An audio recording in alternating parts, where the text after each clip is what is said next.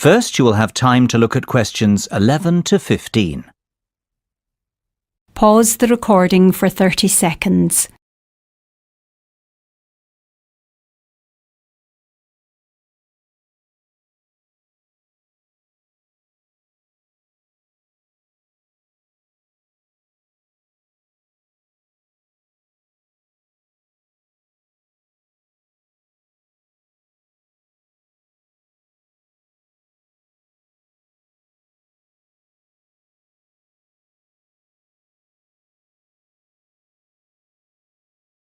Now listen carefully and answer questions 11 to 15. Well, we certainly have a busy day ahead of us, so let's get started, shall we? You'll find a map of the museum with the itinerary I've just handed out. The museum's our first port of call, so let's have a look at the map now. The door on the right of the entrance hall leads into the gift shop and ticket centre. Once we pick up our entrance tickets, I'd ask everyone to deposit their bags and coats in the cloakroom, which is located towards the back of the gift shop and ticket centre. If you want to pick up an information leaflet, you can approach the information desk situated along the right-hand side. Now, once you come back into the entrance hall, the door on the opposite side to the gift shop leads into the art gallery. There is a special exhibition on there at the moment which is not to be missed. If you continue on up the entrance hallway, that leads into the main exhibition centre. At the back left-hand side, there are some toilets. Beside the toilets, you'll find the 3D theatre. I strongly recommend that you make time for the 30-minute presentation in the theatre. It is well worth a viewing.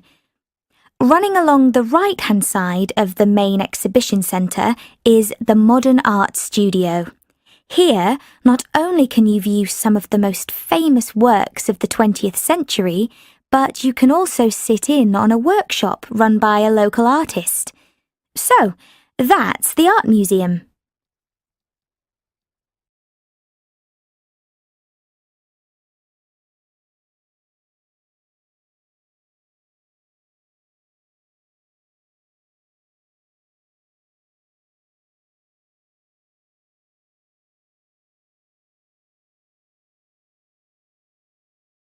Now listen and answer questions 14 to 20. OK, so this slide shows a map of the central area of Granford with the High Street in the middle and School Road on the right. Now, we already have a set of traffic lights in the High Street at the junction with Station Road, but we're planning to have another set at the other end at the School Road junction to regulate the flow of traffic along the High Street. We've decided we definitely need a pedestrian crossing.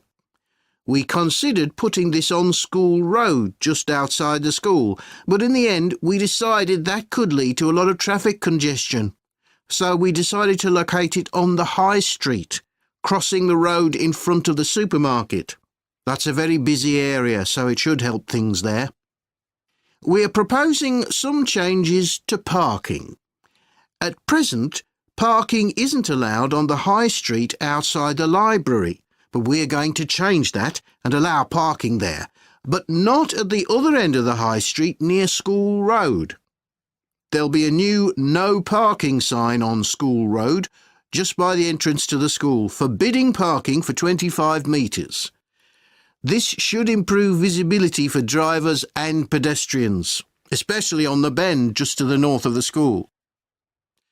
As far as disabled drivers are concerned, at present they have parking outside the supermarket, but lorries also use those spaces, so we've got 2 new disabled parking spaces on the side road up towards the bank. It's not ideal, but probably better than the present arrangement. We also plan to widen the pavement on School Road. We think we can manage to get an extra half metre on the bend just before you get to the school, on the same side of the road. Finally, we've introduced new restrictions on loading and unloading for the supermarket, so lorries will only be allowed to stop there before 8 a.m. That's the supermarket on School Road.